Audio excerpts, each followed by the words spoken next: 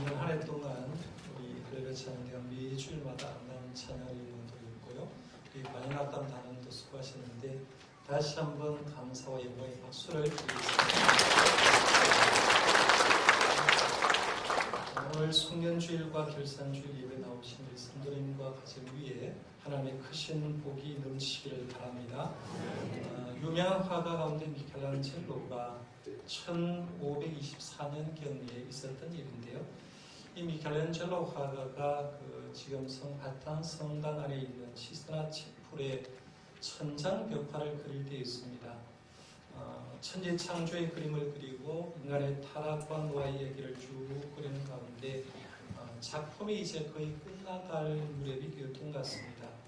그러나 아직도 미켈란젤로는 마지막 작품을 쭉 하면서 손질을 계속하고 있었는데 그를 도왔던 조수 한 사람이 미켈란젤로에게 이렇게 얘기했습니다. 선생님, 이젠 끝나지 않았습니까? 라고 물었습니다. 그때 미켈란젤로가 대답하기를 자네 눈에는 끝난 것으로 보이는가? 내 눈에는 아직도 끝나지 않았네 라고 얘기를 한 다음에 몇 달 더 계속해서 작품을 매달렸다고 합니다. 마침내 드디어 이제 작품이 완전히 마친 것으로 판단되는데 그러나 이 미켈란젤로는 아직도 작업 도구를 치우지 않고 계속해서 천정을 응시하면서 뚜려다보면서 그 자리를 맴돌고 있었습니다.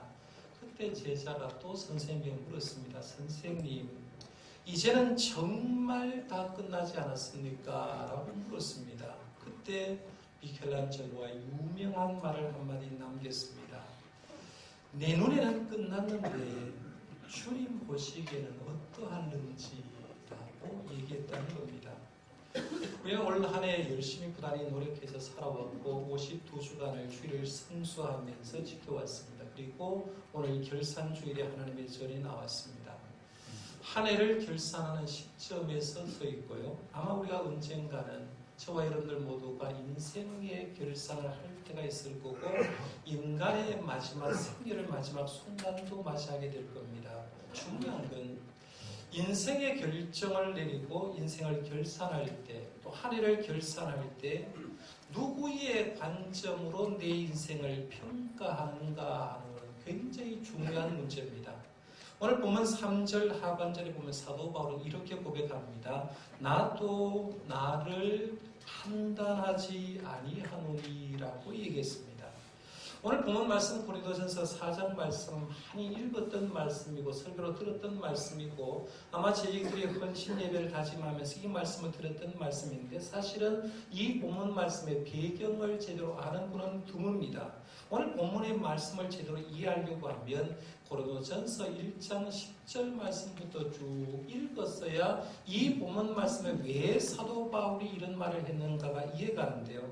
고린도전서 1장 10절 말씀부터 어떤 내용이 나오느냐 하면 고린도 교회의 분열 얘기가 나옵니다. 고린도 교회가 하나님을 잘 섬기는 가운데 한 마음으로 교회를 섬기면 좋은데 우리가 알듯이 고린도 교회를 개척은 사도 바울이 했죠. 그 다음에 사도 바울이 떠난 다음에 아볼로가 그 고린도에 가서 목회 생활을 했는데 교인들이 지도자를 선택하면서 우리는 이 지도자를 따른다라고 얘기하면서 4가지 파당이 형성됩니다. 그래서 교인들 가운데는 우리는 예수님을 따르는 그리스도 파다라고 얘기하는 사람이 있었어요. 이 교회는 사도 바울이 개척했으니까 사도 바울을 따른다고 얘기하면서 바울을 따르는 바울파도 있었습니다. 그 다음에는 아볼로가 목회를 했기 때문에 우리는 아볼로 목사님을 존경합니다라고 얘기하면서 아볼로 목사님을 따른 사람도 있고 예수님의 제자 가운데 수제자가 베드로이기 때문에 우리는 베드로를 따르는 개밥합니다라고 얘기하는 거예요. 한 교회를 섬겨가면서 4가지 파당이 형성되는 겁니다. 그 파당 얘기를 하는 거예요. 문제는 자기가 어떤 지도자를 따르든지 하나님을 잘 섬기면 좋은데 문제는 내가 따르는 지도자는 바른 지도자고 다른 사람의 지도자는 바르지 않고 옳다라고 판단하고 정지하는 게 문제가 된 거예요. 그러니까 교회 안에서 우리가 따르는 지도자는 좋은 지도자인데 너희들이 따르는 지도자는 완벽하지 않고 문제가 있는 지도자가 아니냐라는 문제로 교회가 분란이 일어날 때 이 분란의 문제를 사도 바울이 언급하면서 매듭 보이는 말씀이 바로 오늘 본문 말씀인데요. 오늘 본문 말씀에는 1절부터 5절까지 있지만 몇 가지 중요한 결론을 냅니다. 첫 번째 1절 말씀에 보면 복음의 사역자는 누구든지 그리스도의 일꾼이요 하나님의 비밀을 맡은 자다라는 얘기합니다. 여기 보면 베드로도 그리스도의 일꾼이요 하나님의 비밀을 맡은 자고, 바울도 그리스도의 일꾼이요 하나님의 비밀을 맡은 자고, 아볼로도 그리스도의 일꾼이요 하나님의 비밀을 맡은 자다라고 얘기하면서 모두가 하나님의 종은 그리스도의 일꾼이요 하나님의 비밀을 맡은 자다라는 정의를 내려줍니다. 그리고 일꾼이 해야 될 것은 충성하는 것밖에 없다라고 2절에 얘기합니다. 그 다음에 3절과 4절은 얘기하는 게 뭐냐면 주의 종에 대한 일체의 세상적이고 인간적인 판단은 하지 말라, 배제하라라는 말을 합니다. 그 다음 5절 말씀에 보면 주의 종에 대한 판단을 하실 분은 유일하신 한 분 하나님만이 판단하실 수 있기 때문에 하나님께 맡겨라라고 얘기를 하고 있습니다. 오늘 본문의 전체적인 흐름은 당시의 영적인 지도자를 성도들이 판단하고 비판하는 것에 대한 부분을 다루는데, 저는 이 본문 말씀을 보면서 우리가 영적인 지도자를 판단하고 분석하는 것을 나에게로 끄집어 내린 거예요. 그러면 내가 신앙생활을 하면서 나는 우리 자신을 대해서, 나는 나 자신에 대해서 어떻게 판단하는 것이 옳은가를 한번 생각해 보려고 하는데요. 그렇게 적용을 시켜보면 오늘 본문에 세 가지 분명한 메시지를 던집니다. 하나는 뭐냐 하면 첫 번째로 얘기하는 게 자신의 관점에서 어떤 것이든지 평가를 하려고 하지 말라는 거예요. 그런데 우리 한 해를 살아왔습니다. 올 한 해도 52일 열심히 신앙생활하는데 자기의 관점에서 자기의 신앙을 결산하게 되면요, 바른 평가가 될 수 없다는 거죠. 보통 사람은 자신의 지렛대로 자기를 평가합니다. 자기의 판단 기준으로 자기를 평가하고 자기 스스로 평가하는데, 그렇게 되면 극단적인 경향이 나타날 수 있어요. 두 가지 반응이 나타날 수 있습니다. 하나 이런 거죠. 하나를 가만히 살아온 걸 보니까 내가 너무 못 살았어요. 그래서 평가를 해봄으로 통해서 자기를 자학하고 자기를 비관하게 할 수 있다는 거죠. 예를 들면 이런 거예요. 야, 한 해 살아왔는데 올 한 해 살아온 걸 생각해보니까 내가 병신같이 살아왔다.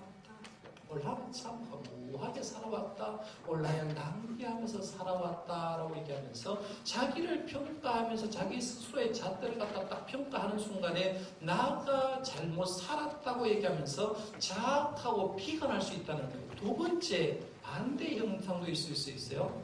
자기 자신을 평가해보면서 야, 나는 올 한 해 멋지게 살아왔다고 생각하면서 어떠면 저 사람보다 나는 월등하게 잘 살아왔기 때문에 자기도 모르는 사이에 교만해질 가능성도 많습니다. 그러니까 내가 생각해도 나는 너무나 대단한 사람이다라고 얘기할 수가 있다는 거죠. 그런데 사도 바울을 본문에 보면 이렇게 말합니다. 3절 하반절부터 4절 상반절에 보면 나도 나를 판단하지 아니하노니 내가 자책할 아무것도 깨닫지 못하나 이로 말미암아 의롭다함을 얻지 못하노라 라고 말하면서 내가 자책할 아무것도 깨닫지 못하나 나를 스스로 판단해 가지고는 의롭다함을 얻을 게 없다라고 얘기하는 거예요.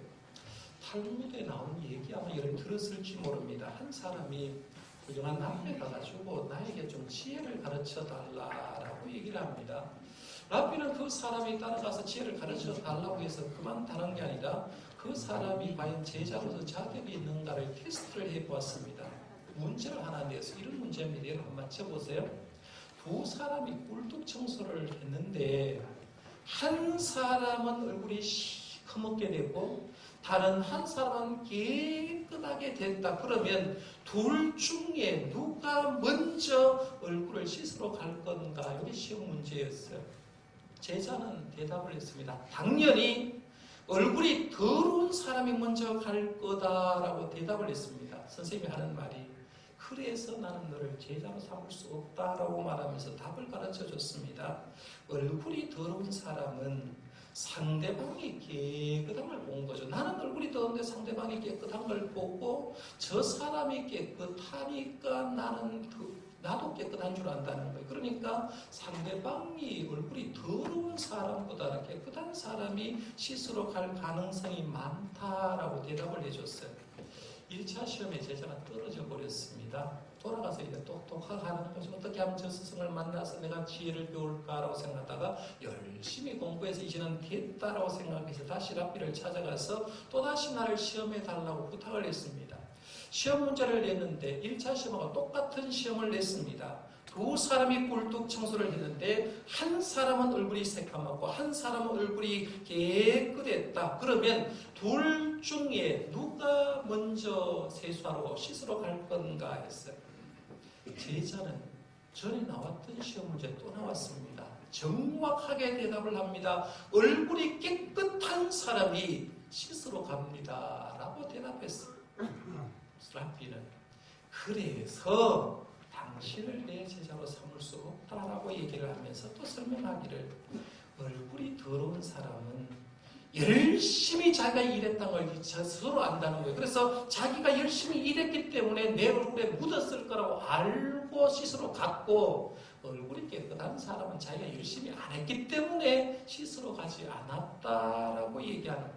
여러분 무슨 뜻이냐면 내가 이 문제에 대해서 완벽하게 안다고 판단하지만 그 판단이 잘못될 가능성이 많다는 거예요.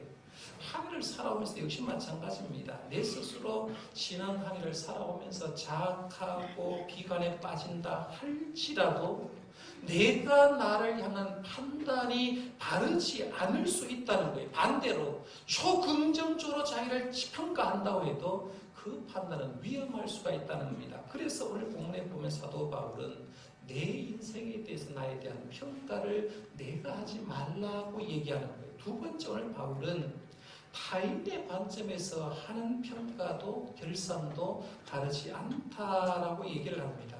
그런데 우리가 인생을 훌륭하게 살려고 하면 조금 멘토를 두는 게 중요합니다. 내가 살아가면서 어떤 분야에 있든지 나보다 더 잘하는 사람을 둘 필요가 있죠. 제가 목회를 하면 저보다 훨씬 더 목회를 잘하는 목사님을 멘토로 두고 힘들 때 지도를 받는 게 중요할 겁니다. 사업하시는 분은 자기보다 사업을 잘하고 사업 수완이 좋은 사람에게 멘토를 삼고 사업을 배울 필요가 있고 학생들은 자기보다 공부를 잘하는 학생이나 선생님을 멘토로 삼으면 굉장히 중요하고 발전할 겁니다. 그런데 중요한 건 내가 어떤 사람을 멘토로 정하고 그 사람이 멘티된 나를 다 안다고 생각해봐요. 나의 은사도 나의 가정도 나의 모든 생각들도 안다고 생각하고 지도를 해줄 때 내가 멘티로서 멘토의 말을 100% 신뢰하는 게 맞냐는 거죠. 100% 그 사람의 판단에 나를 맡겨서는 안 된다는 거죠. 왜냐하면 그 멘토된 사람이 멘티된 나에게 어떤 지도를 할 때 지도하는 부분은 받아들여야 되지만 그 사람의 말이 나를 100% 평가하는 게 완전하다라고 생각하지 말라는 거예요. 왜? 그 사람도 불완전한 사람이기 때문에 그렇습니다. 그래서 성경은 우리가 판단할 때는 참으로 조심하라고 했어요. 마태복음 7장 1절에서 2절에 보면 비판에 대한 부분을 예수님이 분명하게 정리를 해줬습니다. 비판을 받지 아니하려는 비판하지 말라. 너희가 비판하는 그 비판으로 너희가 비판을 받을 것이요 너희가 헤아리는 그 헤아림으로 너희가 헤아림을 받을 것이니라. 나도 완벽하지 못한데 누구를 비판하게 되면 그 비판으로 나도 비판받을 테니까 어지간하면 해주지 말고 오히려 남들을 위해 주라고 이렇게 얘기를 하고 있습니다. 어떤 또의 여집사님이 한국에 근무하면서 미국 회사에 취업을 했습니다. 사업 수완도 좋고 너무나 직장생활 잘해서 성성상으로 출세가 잘 올라가서 출세를 했는데 높은 지위까지 올라갔어요. 높은 지위에 있다 보니까 해외 지사도 많이 있고 해외 출장 갈 일이 많아서 비행기 탈 일이 많았습니다. 한 번은 비행기를 타고 어떤 목적지까지 가는데 직항으로 가지 않고 경유를 하게 되었습니다. 경유지까지 가서 비행기를 타고 이제 잠시 공항에서 쉬게 되는데 쉬는 가운데 비행기가 몇 시에 출발 예정이다라고 하는데 안내 방송 들리기를 이 비행기가 어떤 사정으로 해서 딜레이 되었습니다라고 얘기를 하는 거예요. 그런데 비행기를 타다 보면 기상이변으로 여러 가지 사정으로 딜레이 될 비행기가 늦게 올 때가 있습니다. 그래서 당연히 그럴 때가 여러 번 있으니까 늦는다라고 생각하고 자기가 시간을 때우기 위해서 생각한 게 뭐냐면 자기가 항상 손가방을 들고 다니는데 손가방 속에 읽을 책을 넣어서 의자에 앉고 손가방을 그 의자 옆에 두고 가방 속에 있는 책을 가지고 책을 쭉 읽었습니다. 책을 읽는 가운데 이제 비행 시간이 아직도 멀었는데 자기가 모르게 배가 출출하더라는 거예요. 배가 출출해서 자기 가방 속에 뭘 넣느냐면 지난번에 탔던 비행기에서 비스켓을 하나를 선물로 줬는데 그걸 안 먹고 가방에 넣어두는 거예요. 그래서 비스켓을 먹어야 되겠다라고 생각하고 손으로 이제 가방에 이제 비스켓을 가는데 그 순간 옆자리에 어떤 신사 한 분이 앉았어요. 신사 한 분이 그 옆자리에 앉았는데 재미난 건 자기가 비스켓을 먹으려고 했는데 신사가 비스켓을 하나 가지고 먹어버리는 거예요. 야, 희한한 사람 다 맞다. 왜 남의 비스켓을 얘기도 하지 않고 먹나라고 얘기를 했어요. 그런데 생각하는데 저 사람이 하나 먹으니까 이 여자도 하나 먹었어요. 그 다음에 옆에 신상을 보니까 세 번째 걸 5개가 들었거든. 여기도 지금 5개짜리인데 5개가 들은 세 번째 거도 신사가 먹어버려요. 속으로 생각하는 거예요. 별별 사람 다 있다. 남의 거 먹으면 얘기라도 좀 하고 먹어야 되지. 말도 안 하지 않고 저런 사람이 어디 있냐고 하면서 저 사람이 세 번째 걸 먹었으니까 자기도 배가 보니까 4번째 것을 먹어버리고 이제 한 개 남았어요. 책을 이렇게 보는 척 하는데 지금 관심이 어디 가 있느냐 하면 저 한 개 남은 것도 먹으면 어떻겠나 생각하고 있는데 신사가 나머지 5번째를 들어버리고 그러더니 하는 말이 이렇게 비틀기만 반을 나눠서 반은 자기가 먹고 반은 옆에 있는 이 여집사를 주는 거예요. 여집사가 이 반쪽을 듣고 기가 막히는 거예요. 세상에 살아도 이런 사람 처음 보는 겁니다. 자기 것을 먹고 마지막 한 개 남은 거 반을 쪼개주는데 그렇다고 해서 이 비스켓 때문에 옆에 신사하고 싸우기는 뭐하고 해가지고 열이 굉장히 받았어요. 그래서 요 하나를 가지고 자기 의사를 표현하는데 땅바닥에 내리쳐버렸습니다. 화가 치면서 그렇게 시간을 보내다가 다시 비행기를 타라는 소리가 해서 비행기를 탔습니다. 속에 울분이 가라앉지 않고 화가 막 치밀어 옵니다. 세상에 그런 사람이 어디 있냐 말이에요. 어떻게 신사가 그렇게 할 수 있냐라고 생각하고 비행기를 타고 좀 앉았는데도 마음이 가라앉지 않지 않습니다. 비행기 이제 이륙하고 시간이 좀 지나는데 이제 가방에 무엇을 찾을 일이 있어가지고 가방을 딱 뒤져봤는데 자기 가방에 비스켓이 그대로 들어있었는데 그 순간 이 여집사가 생각이 180도 바뀌어버린 거예요. 지금까지 몇 시간 동안에 누구를 화를 냈느냐 하면 내 옆에 있는 그 신사가 내 비스켓 먹었다고 화가 치밀어 올랐는데 가만히 보니까 누가 먹었느냐 하면 내 걸 저 신사가 먹은 게 아니라 저 신사가 똑같은 비행기 타고 와가지고 먹을 걸 자기도 무의식 속에 그걸 먹어버리는 거예요. 그러면서 화가 나서 화를 낸 걸 보면서 그래서 속으로 생각하는 게 세상에 그 순간 사람이 바뀌는데 이런 사람도 있구나. 옆에 아줌마가 먹는데 아무 소리 하지 않고 한 개 내주고 마지막 하나 남은 것을 그것도 반 잘라서 이것 당신 먹으라고 줬으니까 그 신사가 얼마나 훌륭한 신사인가라는 걸 생각하다는 거죠. 우리 사람이 판단하는 거예요.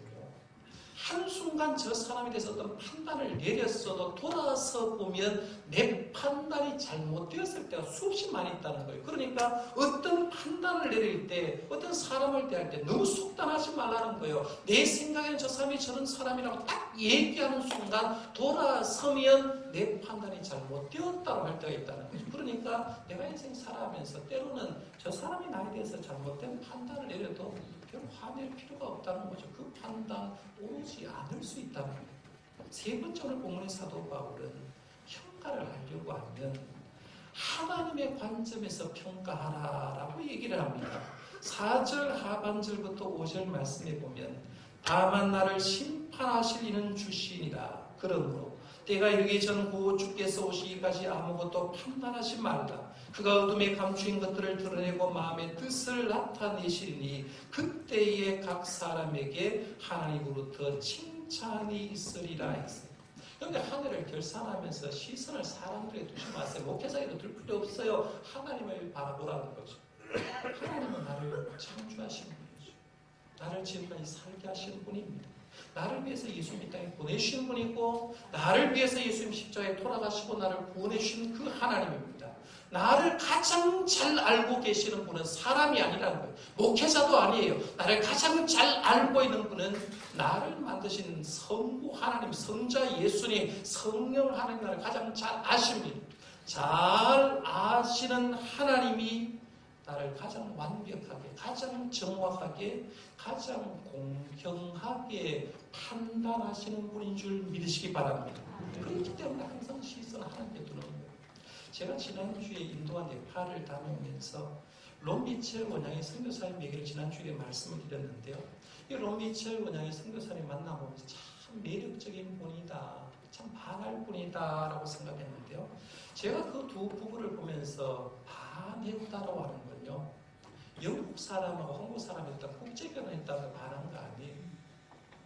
검소하게 참 살았어요. 참 검소하게 살다 하는 것도 교훈점이지만 사실은 집도 물품도 검소하게 살았지만 그것도 바랄 게 아닌데, 그 두 분 다 대화를 하면서 반했습니다. 그분들은 얘기를 하면 보통 선교에 가면 이렇게 얘기하거든요. 우리가 이제 한국에 목회하다가 선교제가 선교소에 가보면 한국의 목회가 힘들다고 해도 그런 대로 괜찮습니다. 그러니까 선교제에 있는 사람은 이 열악한 환경 속에서 20년 이상 이렇게 선교를 했으니까 얼마나 힘듭니까? 참 대단합니다. 존경합니다. 라고 얘기하면서 선교사님은 굉장히 높게 칭송을 해드립니다. 그럼 보통 사람이 이렇게 얘기하죠. 뭐요?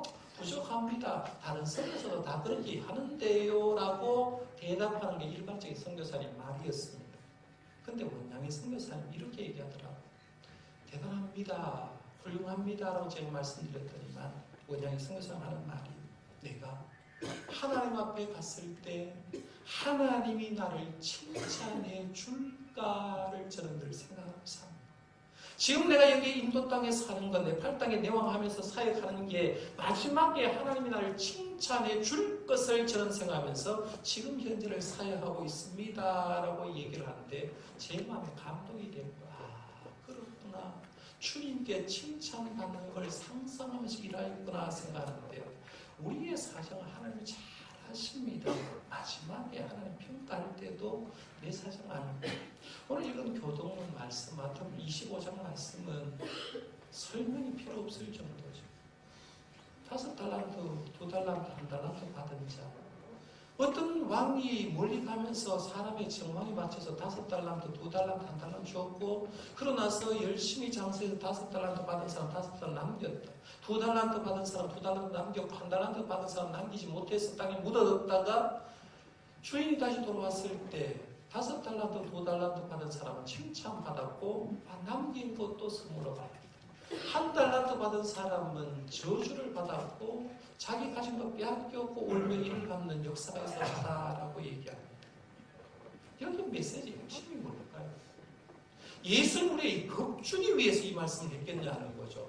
너희들이 지금 1달란트처럼 이렇게 살아서 안 된다라고 했겠습니까? 아니면 예수님의 궁극적인 의도가 뭔가를 생각하자는 거예요. 우리는 달란트 비유를 통해서 예수님이 하신 의도, 오늘 본문 말씀에서 사도 바울이 고린도 교인들에게 주의의 종을 너희들이 평가하지 말라, 하나님이 평가할 거다라고 얘기를 하면서 결론 지어하는 말의 핵심은 똑같습니다.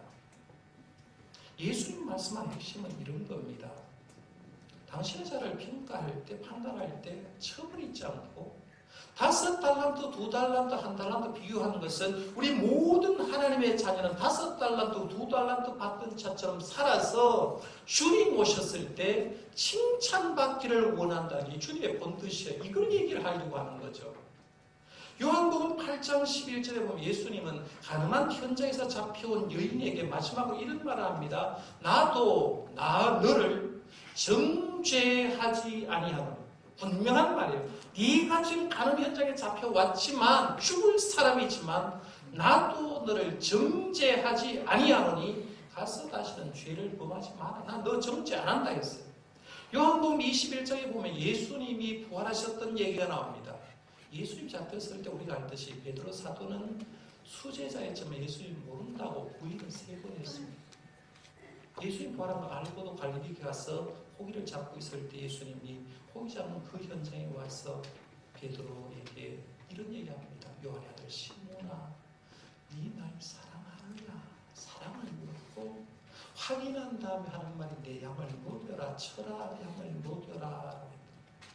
보통 사람은 정죄했을 거예요. 네 어떻게 그럴 수 있어? 라고 할 텐데 주님은 네 날 사랑하느냐라고 말하면서 위로해주고 회복시켜주고 그 사람을 일하게 해주더라는 게 특징이라는 거예요. 지금 사도 바울도 고린도 교회에 말씀할 때 5절 하반절에 이런 얘기합니다. 그때에 각 사람에게 하나님께로부터 칭찬이 있으리라. 너희들이 지금 말하는 아볼로, 너희들이 말하는 베드로, 너희들이 말하는 게바가 너희들을 보기 때문에 부족할지 모르지만 마지막 심판대 앞에 가면 내가 너희들 그 모두를 칭찬할 거다. 하나님이 칭찬할 거다.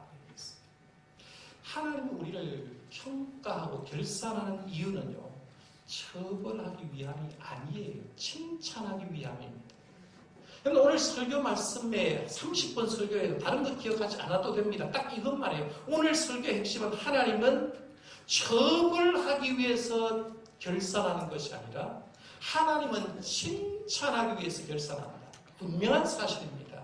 이게 안 믿겨지는 분 계시면 나도 모르게 지금 인과응보의 사상이 너무 많이 들어와 있기 때문에 그렇습니다. 우리는 예수를 믿는 순간에 예수는 벌써 우리 인생에 대한 파괴적인 판단, 파괴적인 비판이 없어졌다고 이미 선언합니다. 이게 믿겨지지 않는 분들은 로마서 8장을 한번 소리내서 읽어볼 필요가 있어요. 로마서 8장 1절과 2절 말씀 제가 한번 읽어드릴게요. 그러므로 이제 그리스도 예수 안에 있는 자에게는 결코 정죄함이 없나니 이는 그리스도 예수 안에 있는 생명의 성령의 법이 죄와 사망의 법에서 너를 해방하였습니다. 예수님 안에 있는 사람은 결코 정죄함이 없다라고 얘기를 하는 거죠. 오늘 결산 예배한다 하니까 교회 오실 때 대부분 성도님들이 마음에 부담을 가지고 왔을 거라고 저는 추측합니다. 그게 정상이었을 거예요. 한 해 돌아보니까 부족하거든요. 열심히 한다고 했는데 부족한 게 너무 많아. 충성을 못했던 점이 너무나 많습니다. 그러면서 아이고 부끄러워라 하고 교회를 왔을 겁니다. 300명 교인 가운데 298명은 그렇게 왔을 겁니다. 혹여 그 중에 5명은 이렇게 왔을 수도 있어요. 자기도 모르게 남을 판단하면서 나는 원래 진짜 열심히 했는데 보니까 목사님하고 중직자들 열심히 안 하더라라고 생각하는 그런 마음 보신 분도 있어요. 이 두 마음을 가졌다고 하면 다 버리시기를 바랍니다. 버리시기를 바랍니다. 지난 한 해 동안 우리 모두 힘들게 살아왔어요. 성도 가정 한 사람 들어가 보면 믿음 지켜낸 것만 해도 감사하다라고 생각되는 가정 너무나 많고 이런저런 사연으로 힘든 분도 많았어요. 좌절할 수도 있었고 신앙 부렸을 수도 있는데 그럼에도 불구하고 오늘 결산주일까지 하나님의 전에 우리가 나와 있습니다. 그 힘든 여정을 살아온 우리들에게 우리 주님이 채찍은 드시지 않을 겁니다. 오히려 주님은 우리에게 이렇게 말하지 않을까요? 힘들게 살았지. 얼마나 힘들었지. 내가 너희들을 위로해 줄게 하는 주님의 음성을 들을 수 있기를 바랍니다. 내 사정 주님 다 아신다는 올 한 해 동안 이렇게 살아오면서 돌아보면 하나님 우리 교회도 많은 은혜를 베풀어줬어요. 새가족이 100명 넘게 등록했으니까 많은 은혜를 베풀어줘. 성도님의 가정에도 힘들었지만 더 좋은 것으로 채워주는 가정이 많고 성도님의 개인 계획도 놀라워 주셨습니다. 이제 마지막 주 우리 할 건 서로가 서로를 향하여 정죄하지 말고 주님 마음으로 위로해주고 격려해주고 칭찬해주고 상처를 싸매주고 용기를 줄 수 있는 그런 송년주를 보내는 저와 여러분들 되시기 바라고요. 2016년 시작될 때 더 열심히 주님 섬겨가는 저와 여러분들 되시기를 바랍니다. 기도하겠습니다.